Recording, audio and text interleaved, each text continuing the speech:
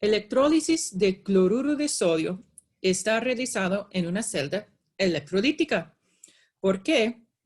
Vamos a realizar un proceso no espontáneo, entonces hay que forzar la reacción, en este caso con el trabajo hecho por la batería. ¿Ok? Entonces tenemos el cloruro de sodio fundido, es decir, es un líquido.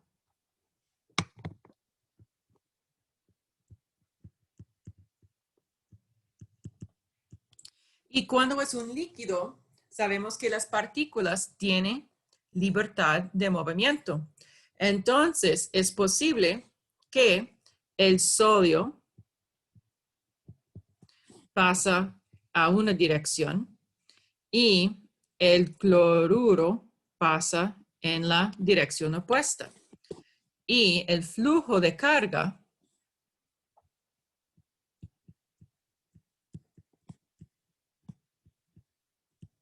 en este caso, el flujo de cationes y aniones, este es igual a electricidad. Entonces, el corriente eléctrica anda por la disolución de cloruro de sodio porque los iones transportan la carga o los iones fluyen, mueven. Tenemos el circuito cerrado por el flujo de electrones desde el ánodo por la batería hacia el cátodo y el flujo de iones por el líquido. ¿Okay? Entonces tenemos nuestro circuito cerrado. Dentro de nuestra celda electrolítica tenemos solo cloruro y sodio. El cloruro puede oxidarse para formar el cloro gaseoso y 2 electrones. Los 2 electrones pasan por el alambre, entran al cátodo, donde están recibidos por 2 cationes de sodio para realizar la reducción a sodio líquido. La potencial de esta celda es aproximadamente negativo 4 voltios. Recordamos que potencial negativa corresponde a una reacción no espontánea y una celda electrolítica. ¿Okay? Entonces, electrólisis está hecha en una celda electrolítica.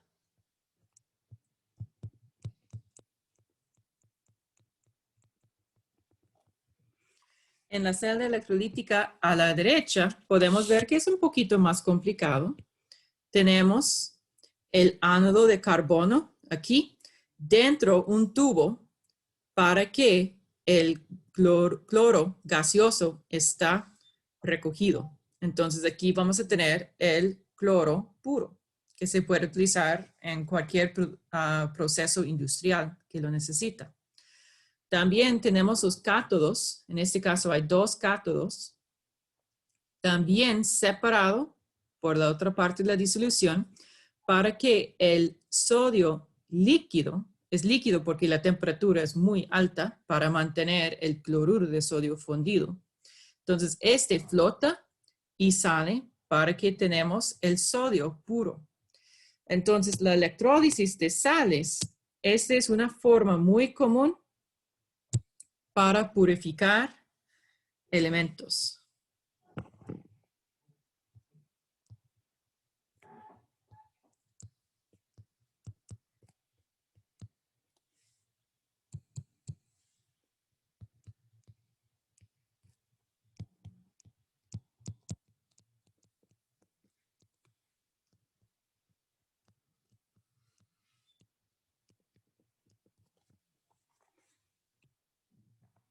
Okay.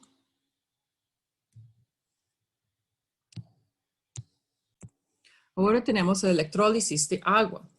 El plan es empezar con agua líquida y descomponerlo en hidrógeno gaseoso y el oxígeno gaseoso.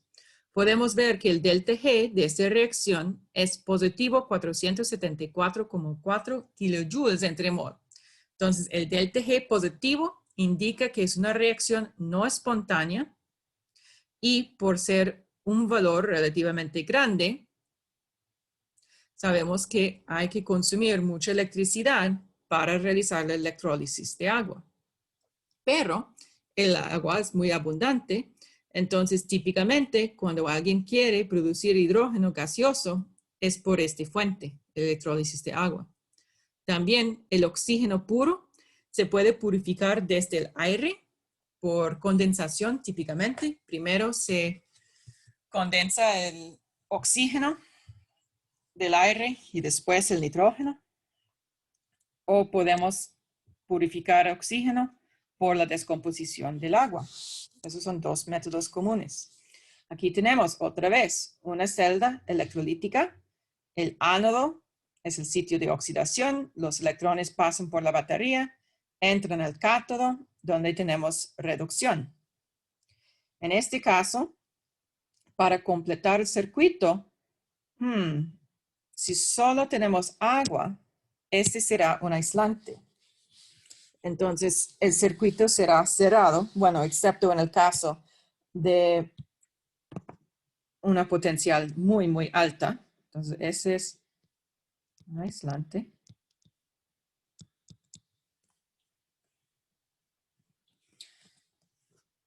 Entonces, necesitamos una disolución electrolítica. Este tiene dos papeles. El primer papel es un electrolito.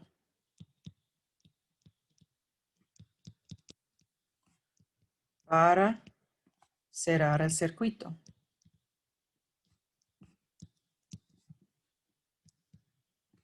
O circuito, perdón.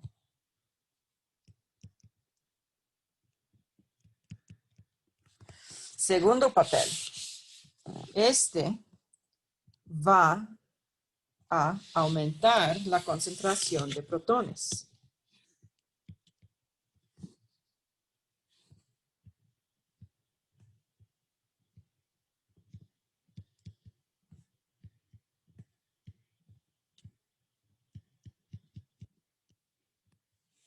¿Okay? Porque al principio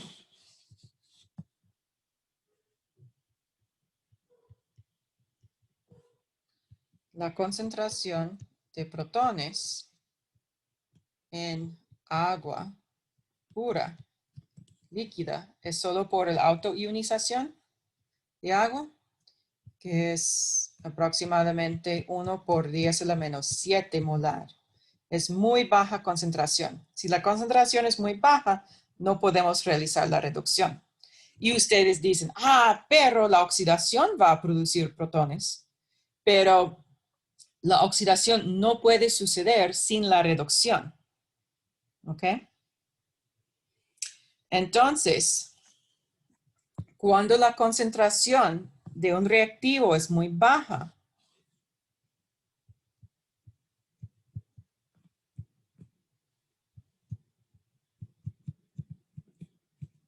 este produce una FEM muy baja, muy negativa en este caso.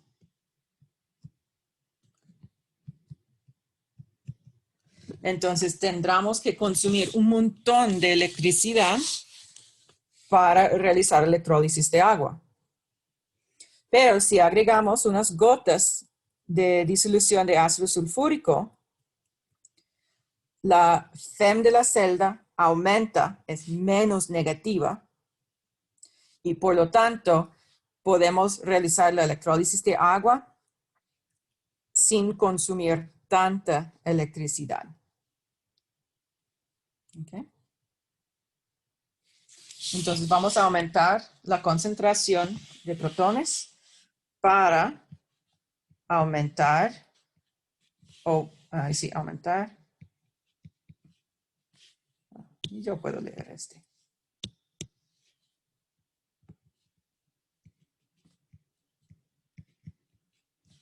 Aumenta la FEM para que sea menos negativa.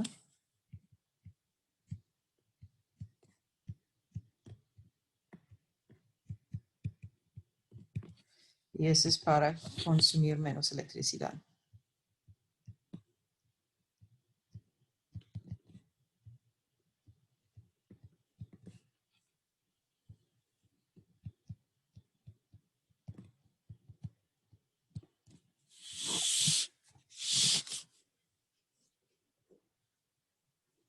Vamos a notar que es muy importante que nuestro electrolito sea inerte.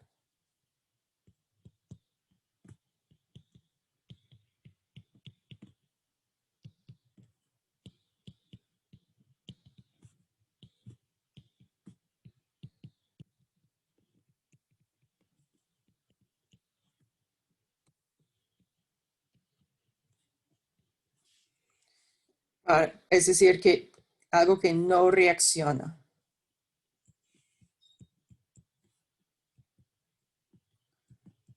bajo las condiciones del experimento.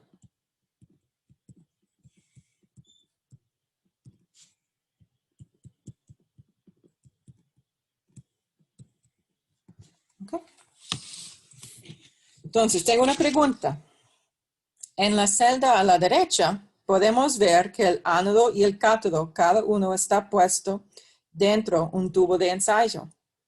Y al principio el tubo de ensayo estaba lleno de agua. El gas desplaza el agua. Yo quiero saber cuál tubo contiene hidrógeno y cuál tubo contiene el oxígeno.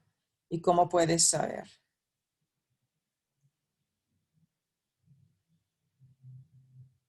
El tubo de la derecha es el que contiene hidrógeno y el de la izquierda el que contiene oxígeno. Porque por cada mol de oxígeno se producen por cada mol de agua se producen 2 de hidrógeno y 1 de oxígeno. Entonces va a haber el doble. Muy bien. Entonces, tomando en cuenta la estequiometría, aquí hay que producir doble el volumen del hidrógeno que oxígeno.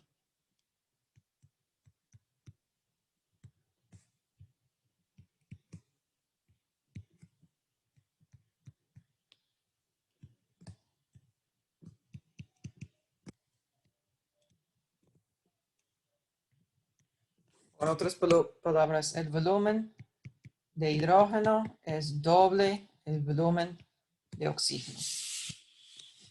Entonces aquí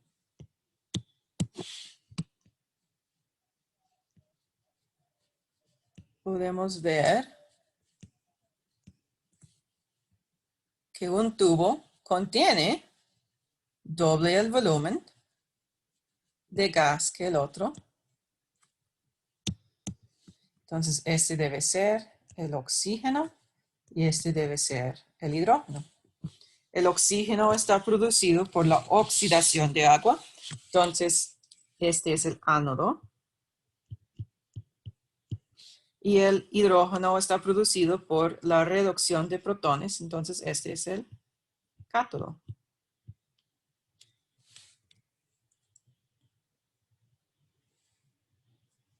Muy bien.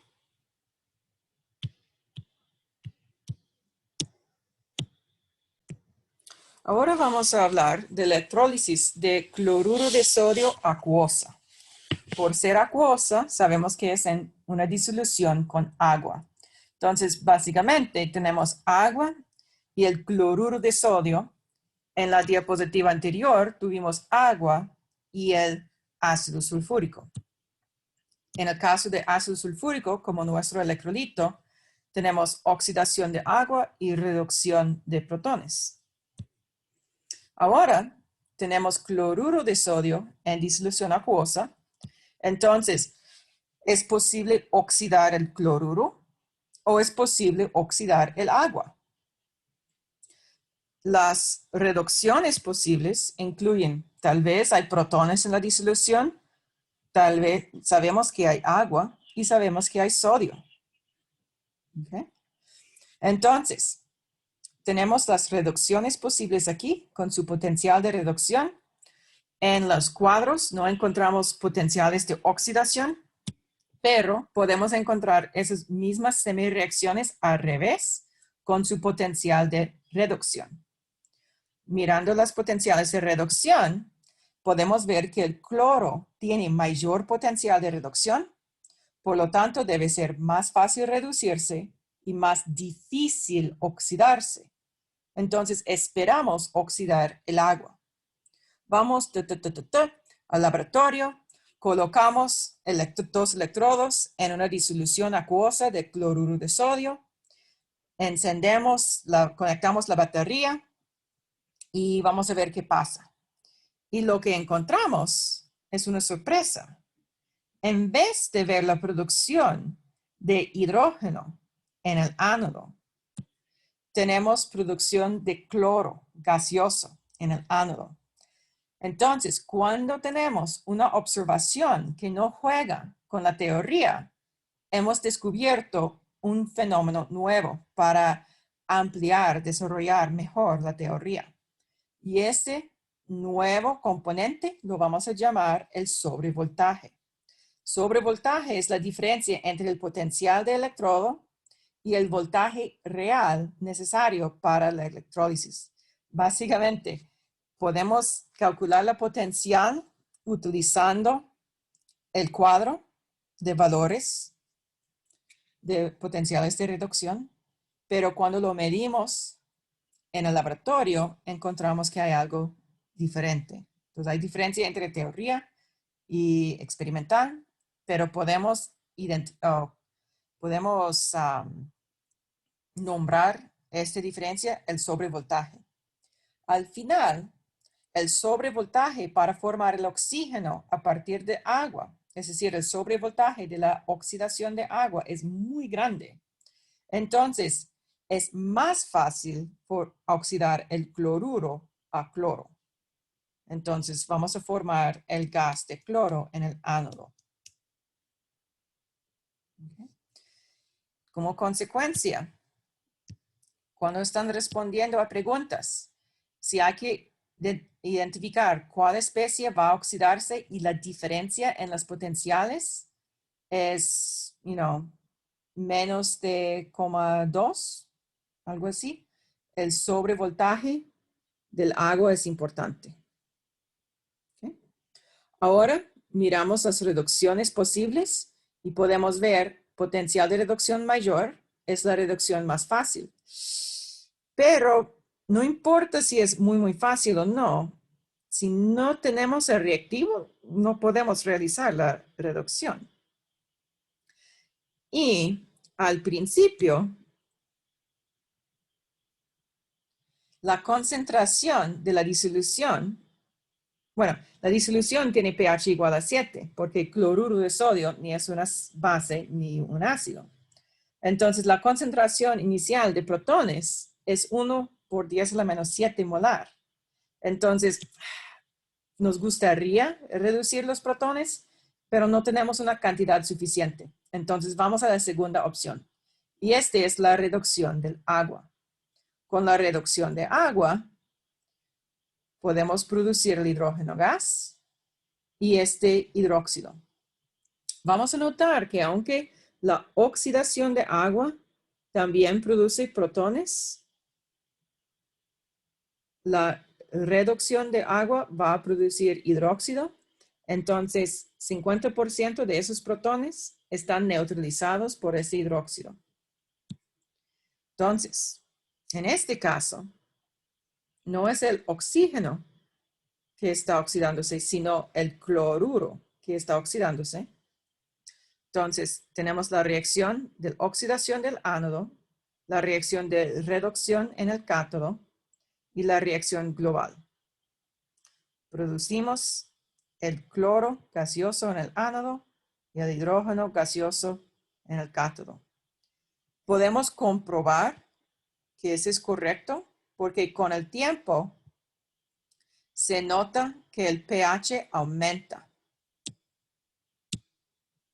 por la producción de hidróxido.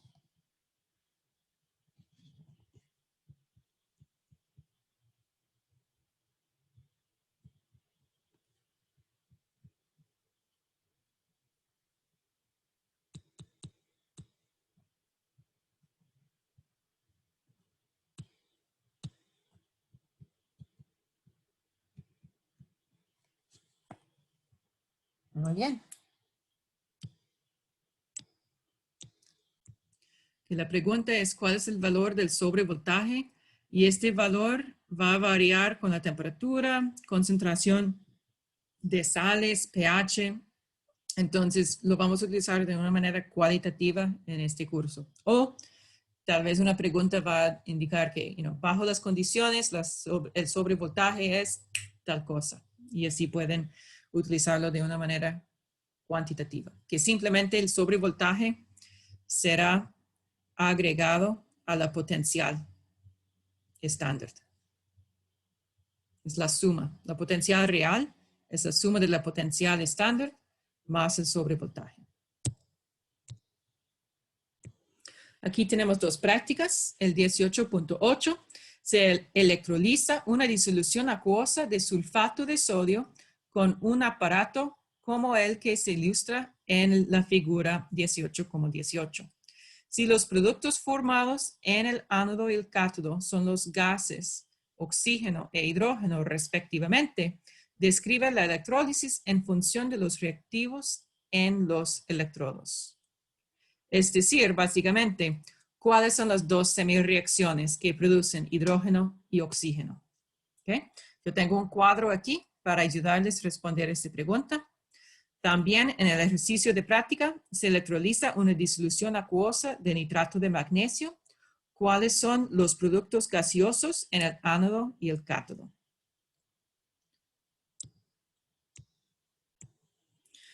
Bueno, para el primer ejemplo, tenemos la disolución de sulfato de sodio y sabemos que estamos produciendo oxígeno e hidrógeno.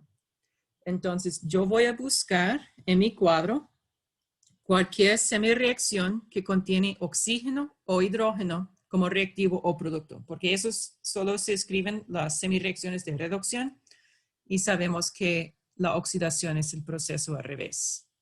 Entonces aquí yo encuentro el oxígeno y aquí yo encuentro el oxígeno, el hidrógeno y además tenemos producción de hidrógeno aquí. Ok. Entonces, básicamente, dado que ya sé que estoy produciendo oxígeno e hidrógeno, ¿cuál combinación de esas tres semirreacciones representa la reacción que va a suceder o que está sucediendo ahora? Entonces, vamos a notar, será el agua como reactivo en el primera reacción.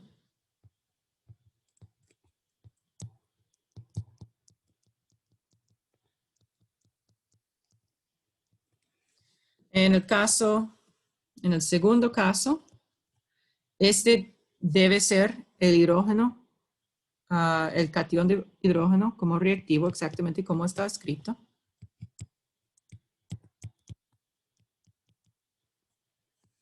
Y en el tercer caso, estamos utilizando el agua como reactivo.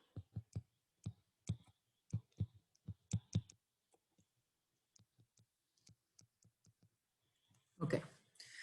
Entonces, ¿cómo puedo saber que la primera reacción es al revés? ¿Por qué necesito tener agua como un reactivo? Porque yo tengo agua disponible para utilizarlo como un reactivo y yo debo producir oxígeno. Entonces, sin duda, esta es mi oxidación.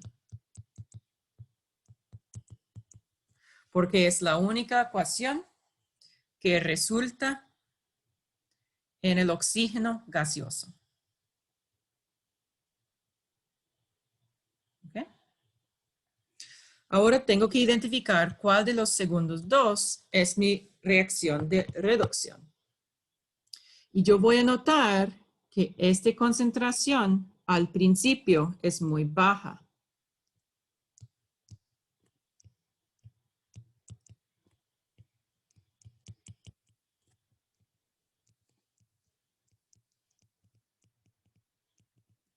Entonces, es improbable que voy a tener la segunda semirreacción de reducción al principio. Entonces, vamos a tener este. En nuestra celda, voy a hacer ese en otro color.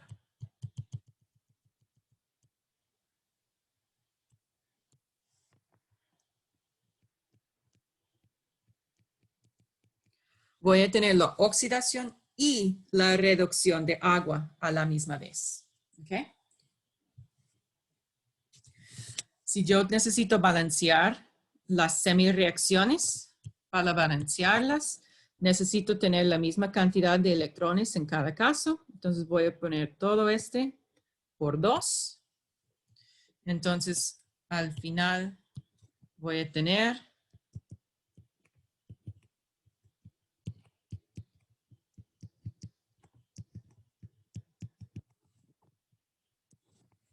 dos agua, 4 electrones, 2 hidrógeno y 4 hidróxido.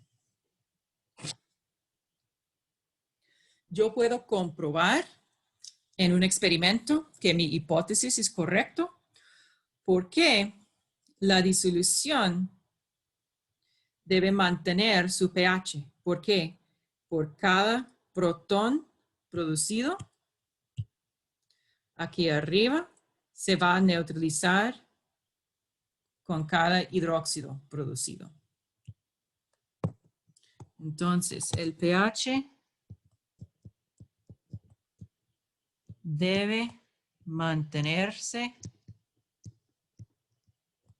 constante.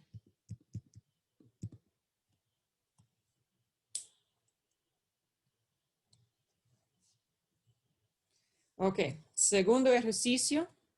Profe, una pregunta. Sí, dígame. Ahí en la parte de reducción, ¿no serían cuatro de agua?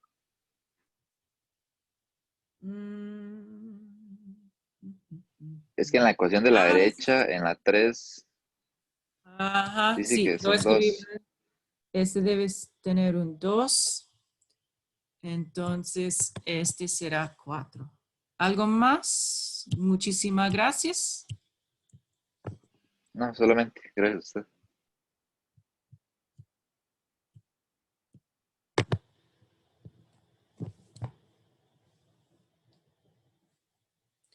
Ok, excelente. Ok, ahora tenemos electrólisis de disolución acuosa de nitrato de magnesio. Ahora, no sabemos cuáles son los productos gaseosos en el ánodo y en el cátodo. Las especies que yo tengo disponible. Ok, ahora voy a borrar este. Y vamos a buscar especies en disolución. Este incluye, obviamente, el magnesio 2 positivo, el nitrato negativo, el agua. ¿Ok? Técnicamente sí hay un poco de protones y hay un poco de hidróxido, pero recordamos que su concentración es igual a 1 por 10 a la menos 7. ¿Ok? Entonces, vamos a nuestros datos, el cuadro, y yo voy a buscar cualquier reacción que incluye agua, magnesio,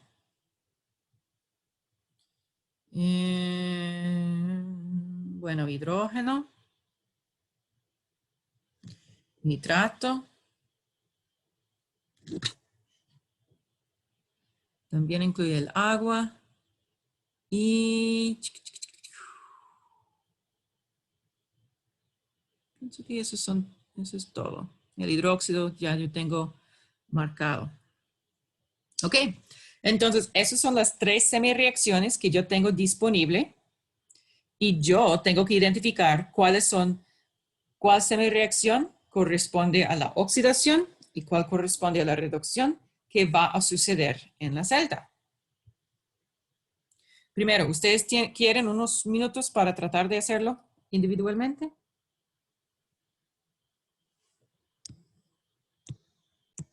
Ok, primero, al principio, no indiqué esta semireacción. También tenemos agua, que es una de las especies, aquí se ve el agua, una de las especies presentes, y aquí el oxígeno.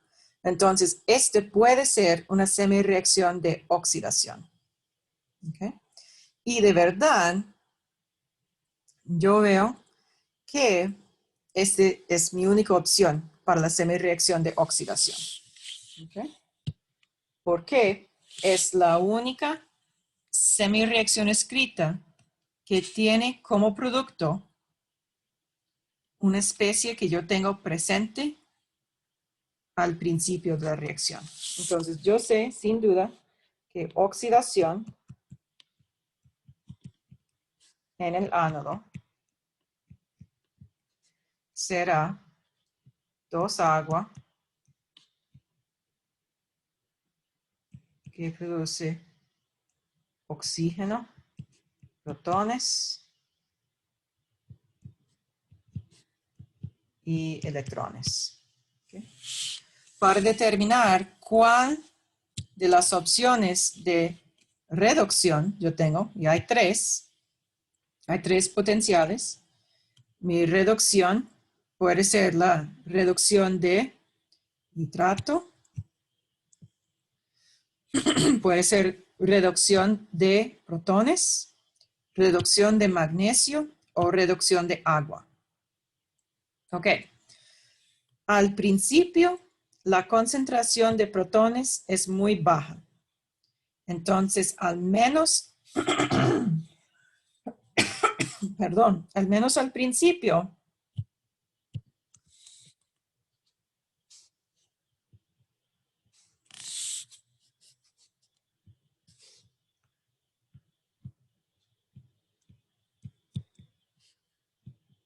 hay muy baja concentración al principio. Entonces, cualquier semireacción que necesite consumir protones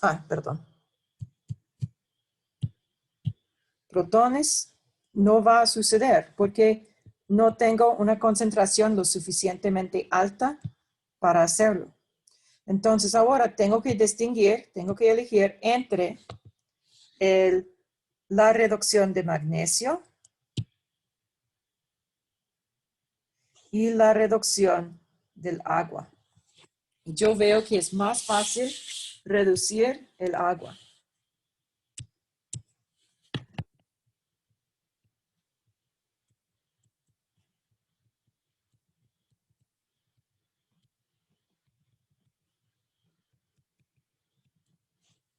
El agua que el magnesio 2 positivo. Entonces, mi reducción en el cátodo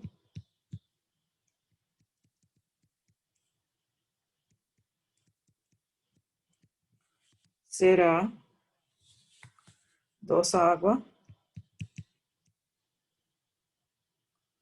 más 2 electrones para producir hidrógeno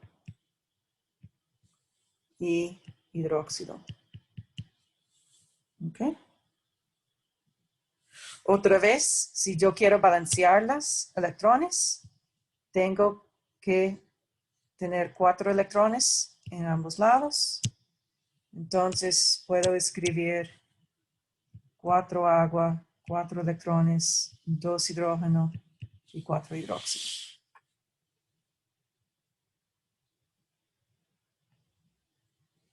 ¿Ok?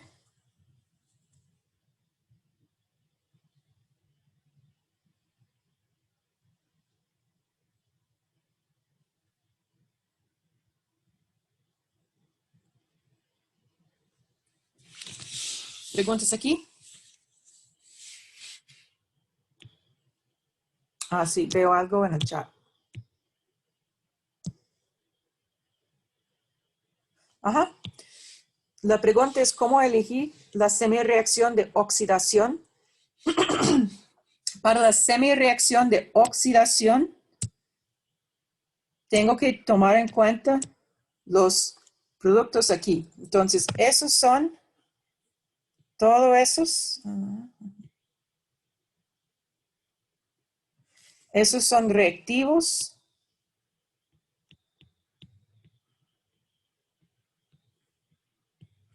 en la semireacción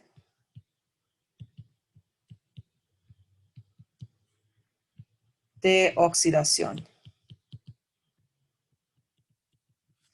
Entonces, voy a ver, ok, agua es un reactivo. Sí, yo tengo agua al principio. Monóxido de nitrógeno. No encuentro monóxido de nitrógeno como una especie presente en mi disolución. Entonces, no puede ser este. Hidrógeno gaseoso. No. Ese no era parte de mi lista original de especies en la disolución. Magnesio sólido. Tampoco, solo tengo el catión de magnesio. Aquí, hidrógeno. No lo tengo. Entonces, esta es la única semireacción que cuando lo escribe como oxidación, es decir, al revés, estoy utilizando una especie en disolución como un reactivo. Y no estoy utilizando otras especies que no se encuentran.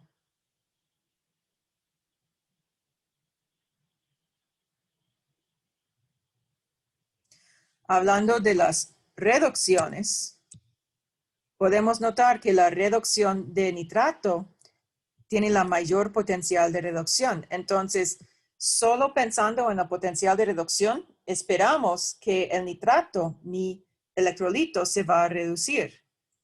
Pero para reducir el nitrato hay que hacer la reacción con protones también. Y en mi disolución acuosa, la concentración de protones es muy, muy baja. Es por 10 a la menos 7. Entonces, tomando en cuenta esa baja concentración de reactivos, la potencial de la celda, si yo trato de utilizar esta semireacción, la potencial de la celda será peor, más negativa, en comparación si yo elijo la reducción de agua. ¿Ok?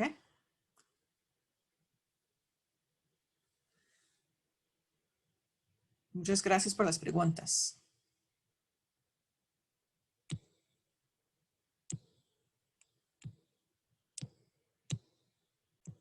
Aquí tenemos otra práctica. Hay que completar la siguiente celda electrolítica identificando los electrodos y mostrando las reacciones de semicelda.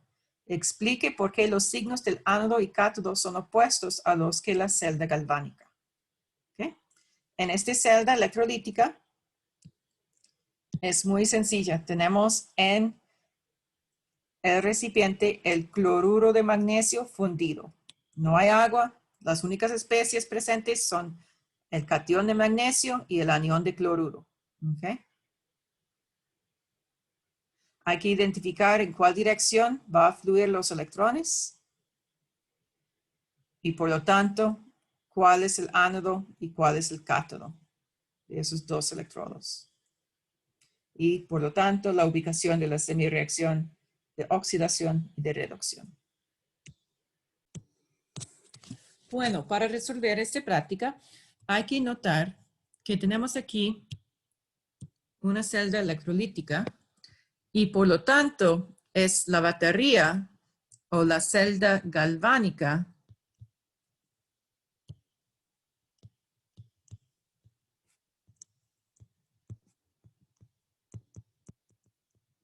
la celda galvánica manda. En una celda galvánica tenemos red, cat, pos. Reducción,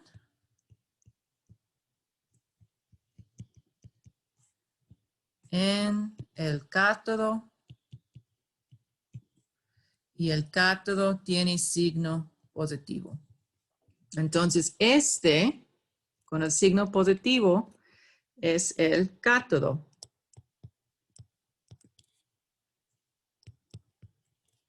De nuestra celda galvánica. Si vamos a realizar reducción, este debe recibir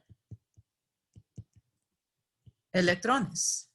Entonces, los electrones tienen que, bueno, voy a hacer otro color aquí.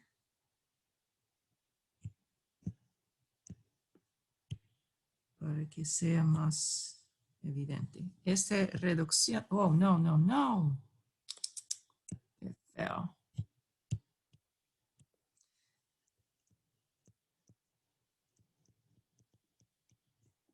La reducción indica que se tiene que recibir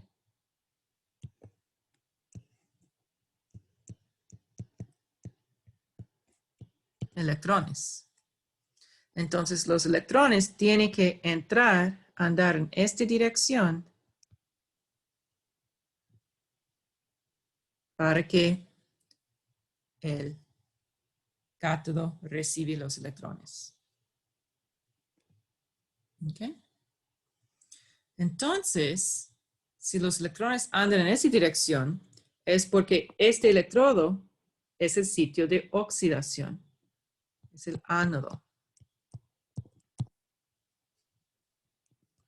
Sitio de oxidación. Podemos imaginar la oxidación de magnesio 2 positivo a magnesio 3 positivo. Pero, ¡ugh! ¡Qué horrible! No, no, no, no, no, no. ¿Por qué no vamos a eliminar un electrón interno? Un electrón interno es muy difícil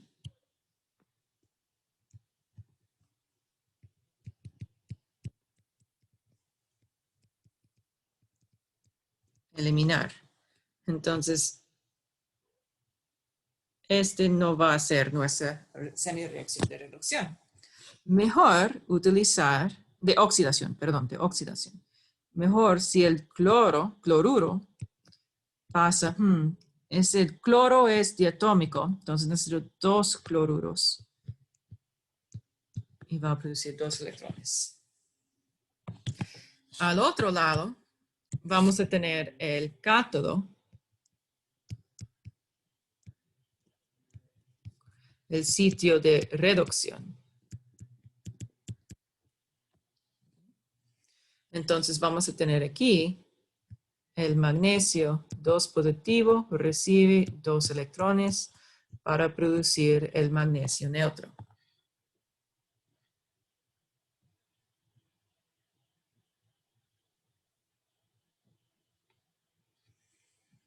Ok, ahora tenemos la identificación del ánodo, del cátodo, la semireacción de oxidación, la semireacción de reducción y hay que identificar los signos. Ok, el signo del celda galvánica es positiva. ¿Por qué? En la celda galvánica tenemos una reacción espontánea.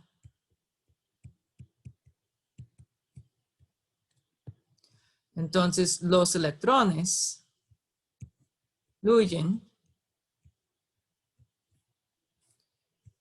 desde el ánodo con carga negativa hacia el cátodo con carga positiva. Los electrones están atraídos hacia la carga opuesta. Entonces, este es un flujo automático.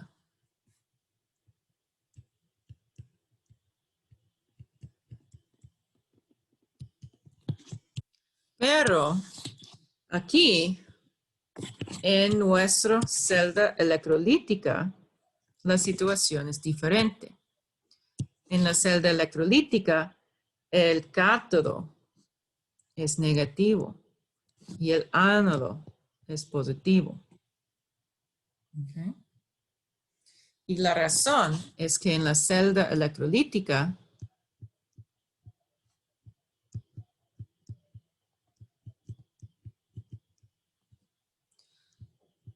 hay que forzar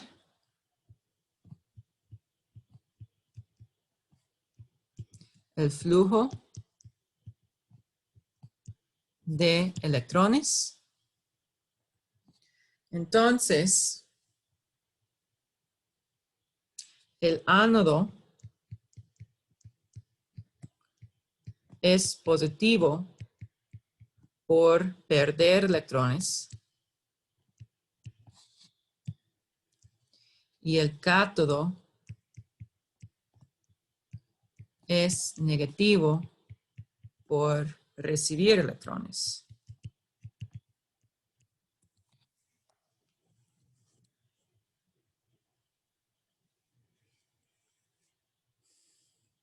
¿Preguntas aquí?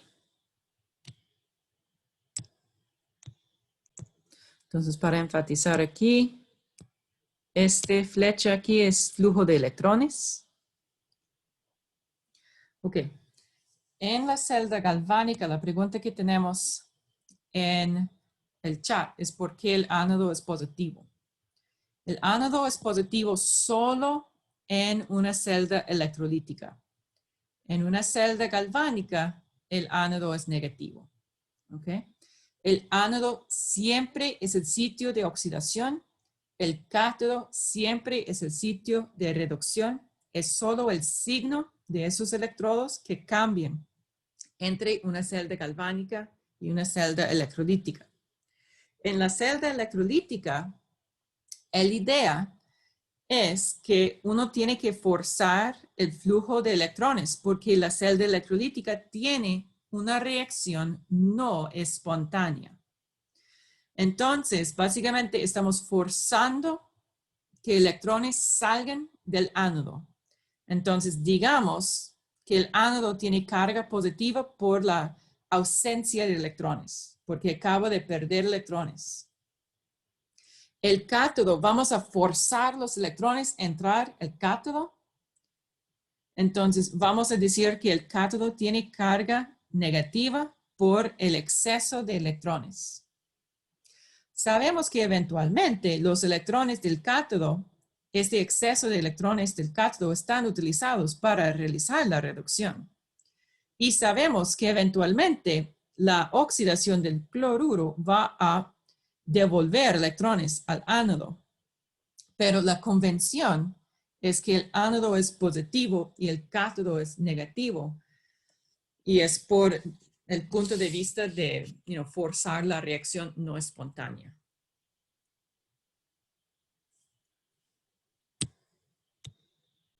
Okay, otra pregunta que tenemos en el chat es cómo puede salir esta información en el examen. Puede ser, por ejemplo, con este mismo diagrama, puede decir,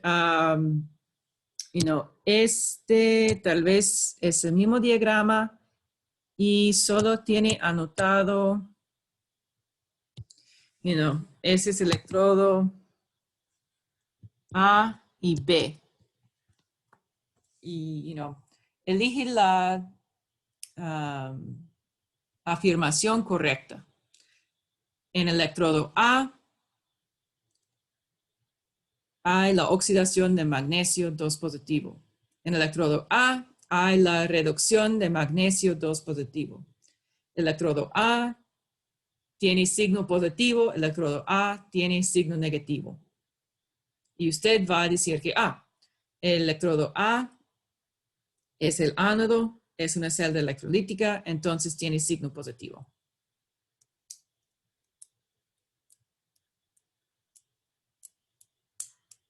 Algo así.